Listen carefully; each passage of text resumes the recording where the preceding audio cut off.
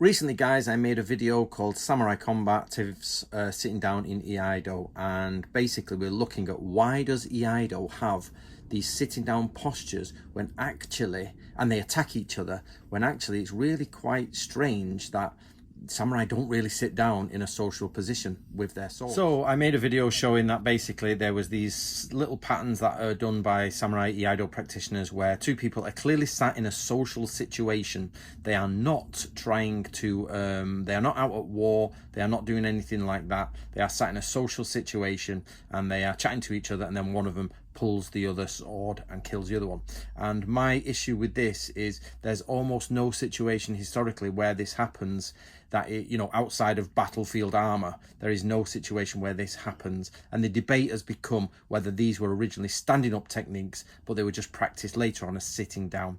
And I've found some new information on this, guys, to help put the argument a bit further along. If you would like to help me, guys, get a copy of the Book of Bushido by Watkins, and this really does help the channel. Get it, there's a link below, get it on Amazon, review it, let me know what you think. But let's go. Okay, we're going to be looking today at, I assume that's the University of Sydney, I'm not quite sure. The Intangible Warrior Culture of Japan, Bodily Practices, Mental Attitudes and Values of the Two-Sworded Men from the 15th to the 21st Century by Anshin Anatoly. Publication date 2009. I am assuming this is a thesis. It's over 300 pages long. It's massive. So I'm assuming this is a PhD thesis or something like that, but it is just there. It's free and downloadable for anybody who wants it. I'm not going to say, though, that you should just absolutely trust something. You've always got to go to original sources. Just because somebody writes about it doesn't make it true. But, you've got to go back and put your mind into order and check which is right, which is wrong. However, this is a decent research paper put together by a university and a man. And it seems to align with all of the information so far. With the exception of his own house, when the warrior entered any building, he was supposed to put his longsword on a rest hanging on the wall of the entrance, that's called genkan, and come inside only with the short sword at his waist. Even if for some reason the warrior had to proceed inside the building without leaving his longsword in the entrance, first he would take it off his waist and come in holding the longsword only in his right hand. Holding the longsword in the left hand was an apparent indication of hostility, since the longsword could be instantly drawn out by the right hand. For the same reason, after the warrior entered a room and sat on the tatami mat, usually in the seiza position, he could put his longsword only to his right side or behind his body, turning the edge to himself. Figure 1, we'll look at that in a minute. Carelessly putting the longsword to one's left side could be taken as a sign of hostility, regardless of the true intentions, and even the slightest accidental touch to the longsword on the left could provoke the man before him into a preventative action of self-defense whose outcome could be lethal. Okay, let's hold on.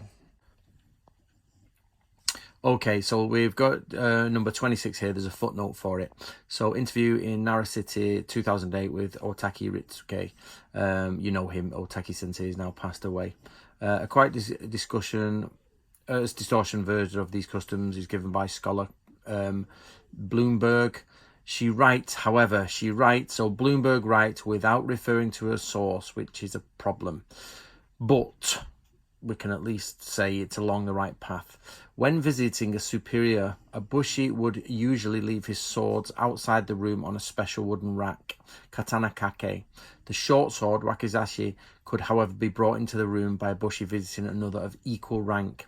It is then always placed on the owner's right side with the hilt towards the host to demonstrate that his intentions are friendly, to ensure that it could not be easily drawn. As discussed in the last section of this chapter, the bushi were not supposed to detach the short sword from their waist even for a moment. The wakizashi or tanto dagger was always worn at one's waist regardless of the host's rank, except when a bushi went to negotiate surrender in an enemy camp where he would give up his swords, but that's fine. Let's have a look for that figure 1. Okay, the position of the longsword when sitting in seiza. There's the longsword. So it's to his right, which means he can't draw it very fast, because if he's on the wrong side. Now, in their own houses, it would be positioned on the left. Okay, it would be positioned on the left in their own houses. What this means, guys, is basically We've got a situation where we have a lot of people studying swordsmanship by sitting down where they attack one another. Japanese swordsmen have told me personally from personal encounters that actually that wasn't done. Most of those were actually used to be standing, but because of the way practice went in the Edo period, they ended up sitting down. And now we've found lots of information which says you don't even have your sword in your belt when you sit down. It's very, very rare. So why do we still practice these probably outdated and changed modes? We've got to start looking at why we do this, and can we put them back to their original and what were they actually doing. So that's where we're at the minute, guys. Right, guys, thank you to Samurai Traditions of the Tadagenji. This is the Stephen Nojiri's channel, and he's the one who found this information for me, working behind the scenes with the Sengoku Studies and Nick from the Shogunate, and we're trying to find different things to help you guys out and push things further forward. So here's a bit more information for you as we build up to the picture of the samurai.